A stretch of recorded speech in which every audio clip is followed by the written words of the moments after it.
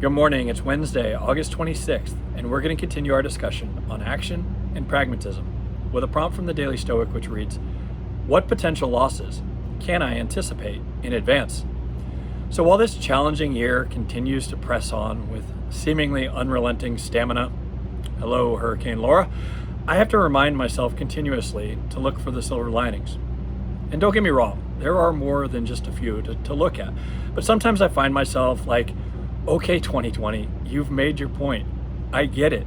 Enough already. And for the Stoics, the practice of negative visualization was an incredibly important exercise.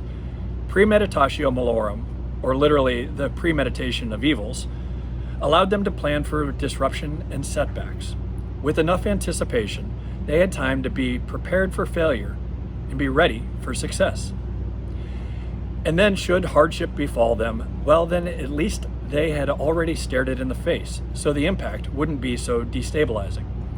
But premeditatio malorum is a mental exercise. It's supposed to be hypothetical. We're living in a year where, almost in Jumanji-like fashion, that game has come to life.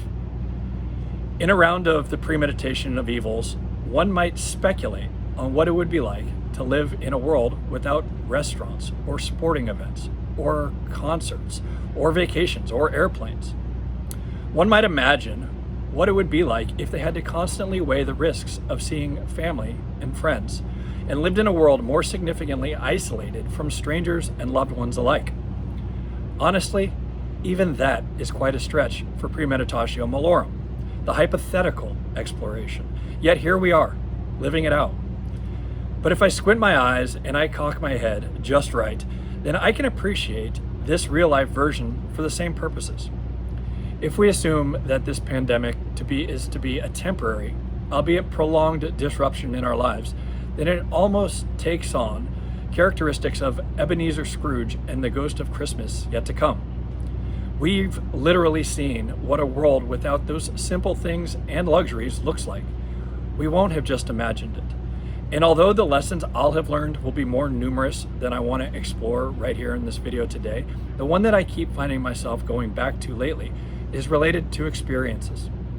While I don't think that I'll ever be able to completely reverse my inherent conservative spending habits, going forward, my hope and belief is that I won't struggle internally with funding opportunities to experience life with family and friends.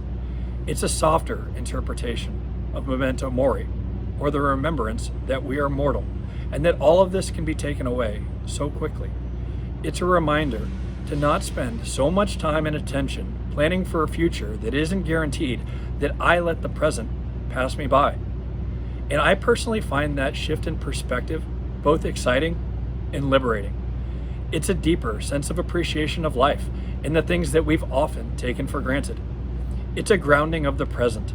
It's a reminder to carpe diem. Now, if we can only get to putting that learning into practice, and more importantly, that we don't ever forget these lessons. I hope you have a great day. Talk to you soon. Bye.